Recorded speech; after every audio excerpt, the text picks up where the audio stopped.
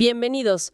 Hoy vamos a realizar una exploración, diría yo, enfocada en los desafíos conceptuales y metodológicos que encontramos en la investigación sobre didáctica y currículo universitario. Un campo complejo, sin duda. Exacto.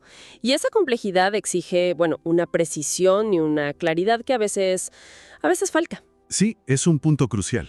Nos vamos a basar en las reflexiones de Alicia W. de Camillioni, profesora emérita de la UBA, específicamente en su trabajo sobre palabras, conceptos y dilemas en la construcción del conocimiento didáctico. Un texto fundamental, ¿sí?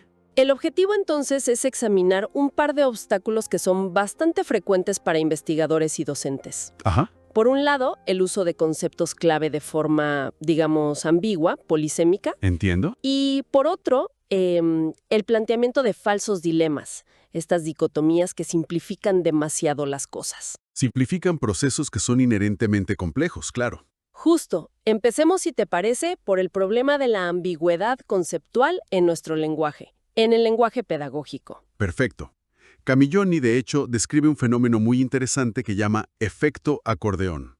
Efecto acordeón, ¿a qué se refiere? Bueno, se refiere a cómo un mismo término puede, digamos, estirar o encoger su significado. Ah, ya veo. Se usa con un sentido muy amplio o muy restringido, pero muchas veces no se aclara cuál se está usando. Claro, y eso complica todo. Complica muchísimo la construcción de discursos rigurosos y, bueno, también la acumulación de conocimiento compartido, ¿no? Totalmente. El texto da ejemplos muy claros. Pensemos en el propio término universidad. Sí. Con la enorme variedad de instituciones, de misiones, de contextos, usarlo así, sin más, puede llevar a generalizaciones un poco confusionantes. Poco fundadas, sí. O pensemos en capital social.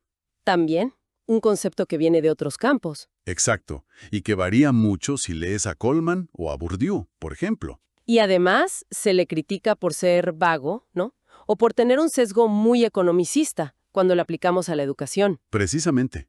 Y lo mismo pasa con conceptos centrales para nosotros como currículo. ¿Cierto? ¿Qué es el currículum? ¿Una lista de materias? O es toda la experiencia formativa del alumno, lo planificado y lo no planificado.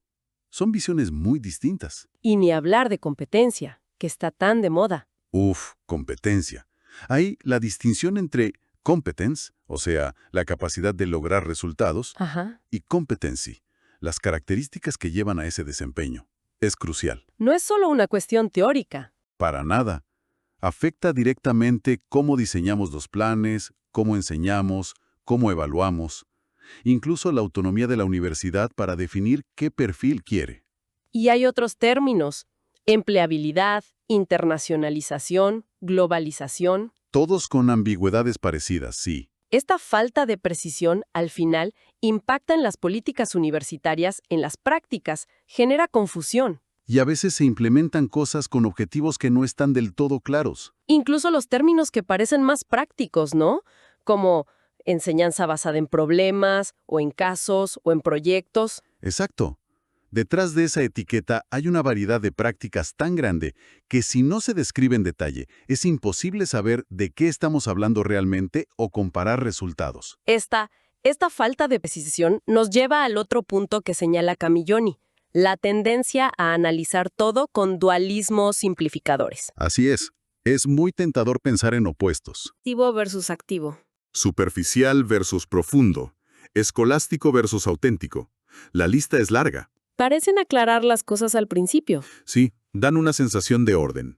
Pero Camillioni argumenta que a menudo oscurecen la complejidad real.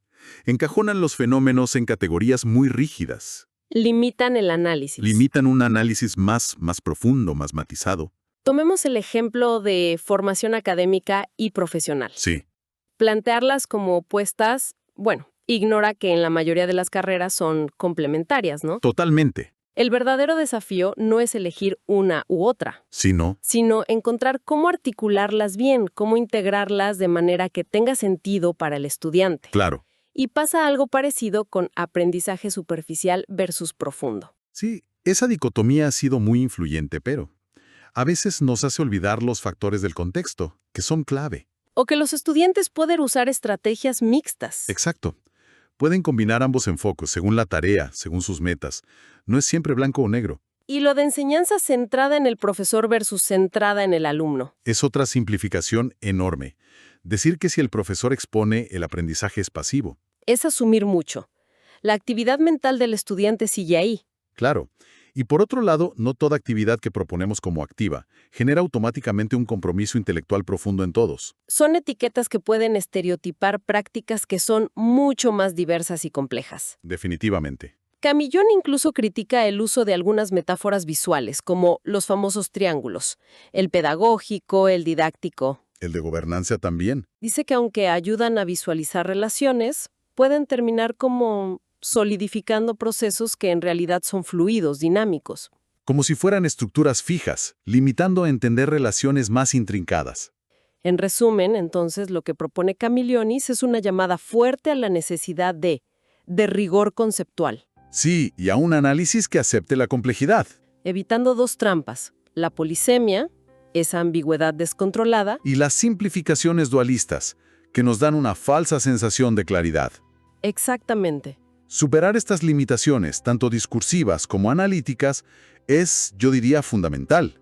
¿Para qué? Para poder construir un diálogo académico que sea realmente fecundo, que nos permita avanzar, y para fundamentar teorías y prácticas educativas que sean sólidas, pertinentes a los desafíos que tiene hoy la educación superior. Reconociendo la complejidad de lo que estudiamos. Reconociendo esa naturaleza multifacética, sí. Bueno, para cerrar, dejamos una pregunta, una inquietud para la reflexión individual de quienes nos escuchan. Adelante. Pensando en estas tensiones teóricas, en estos conceptos ambiguos y estos dualismos, ¿cómo hacen los docentes universitarios en su práctica concreta, en el día a día del aula, para negociar y reinterpretar todo esto al tomar decisiones pedagógicas?